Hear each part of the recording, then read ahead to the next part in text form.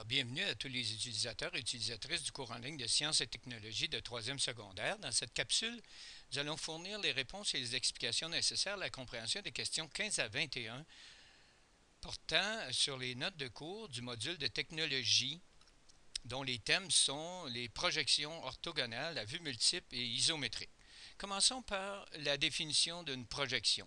C'est une représentation d'un objet tridimensionnel sur une surface à deux dimensions. Tridimensionnel, ça veut dire en trois dimensions, sur une surface à deux dimensions, comme sur une feuille de papier qui est à deux dimensions, qui a l'axe des X, l'axe des Y. Projection orthogonale, pourquoi orthogonale? Ortho veut dire droit, gonal veut dire les angles. C'est une projection dans laquelle tous les rayons visuels partant de l'objet sont perpendiculaires à la feuille. On va avoir deux types de projections orthogonales, à vue multiple et isométrique.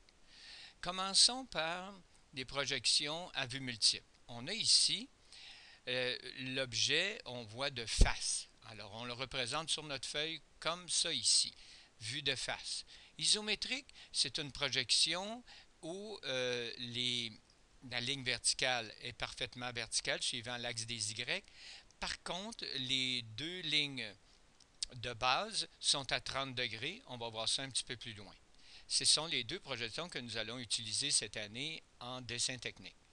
La projection ici, on dit entre parenthèses, là, la projection oblique, remarquez, c'est utilisé en mathématiques, remarquez que ici, la base suit la ligne des X et quand même, il y a les lignes verticales suivent la ligne des Y. Par contre, l'angle ici est à 60 degrés. Donc, c'est plus ou moins important. Ce qui est important de comprendre, c'est maintenant les projections à vue multiple. C'est une projection en deux dimensions des différentes vues d'un objet. Alors, lorsqu'on regarde un objet, on regarde six faces, comme on voit ici. Vue de face, vue de l'arrière, vue de dessus, vue de dessous, vue de droite, vue de gauche. Maintenant, si on regarde ici toujours notre objet, alors en Amérique du Nord, il y a une convention, on dit qu'on voit trois faces disposées sous forme de L. Alors, vue de dessus, c'est ce qu'on appelle le plan, vue de face, élévation, et le profil, vue de droite. Voyez-vous ici, on voit très bien, ici, vue de face, on l'amène ici comme ça. On le voit, vue de face. Vue de dessus, c'est comme si je regardais mon objet d'un vol d'avion, là. Alors, on le transpose ici. Et la vue de droite, on la voit ici. On la voit en bleu ici. Alors, c'est standard, on va toujours faire ça comme ça. Alors, vue de face, vue de dessus, vue de droite. Plan, élévation, profil. Alors, voici ici quelques exemples de plan, élévation, profil et la vue projection isométrique de l'objet. Voyez-vous ici, je fais remarquer ici là, que la petite ligne qui délimite le cercle, alors on la voit en pointillé ici. Voyez-vous, on voit cette ligne-là en pointillé qui est représentée ici, évidemment, vue de droite. Alors, je rappelle qu'on appelle ça aussi plan, élévation, profil. Maintenant, voici un exemple dessiné sur une feuille quadrillée. C'est la vision d'un fauteuil.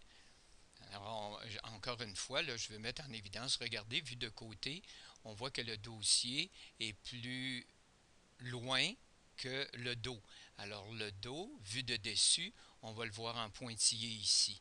Donc, c'est une ligne de contour cachée.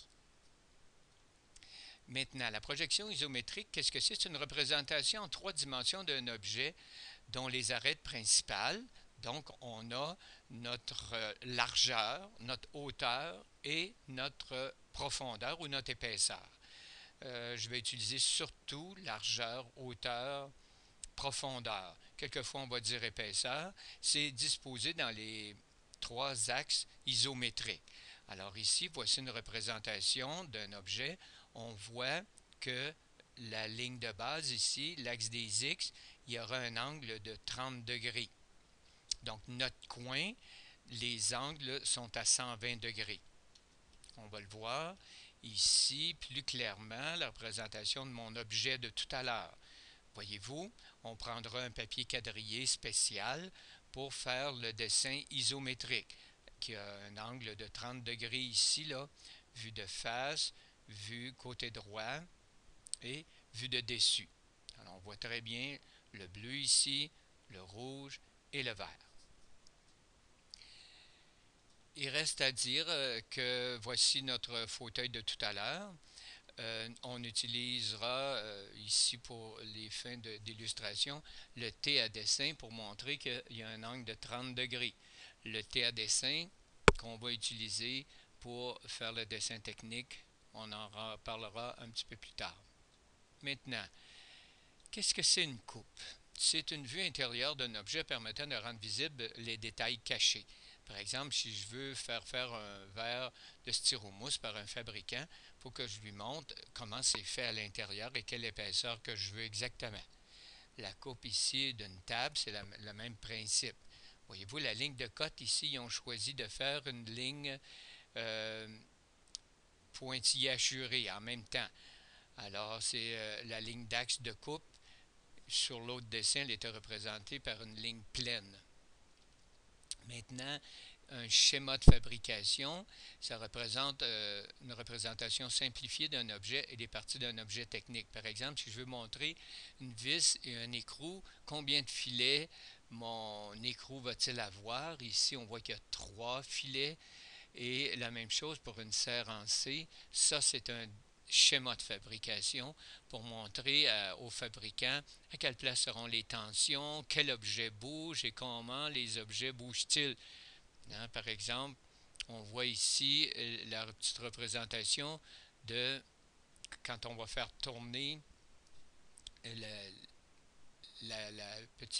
petit boulon de la serre joint en C pour montrer comment ça bouge. Alors, bon travail dans cette section, puis à la prochaine.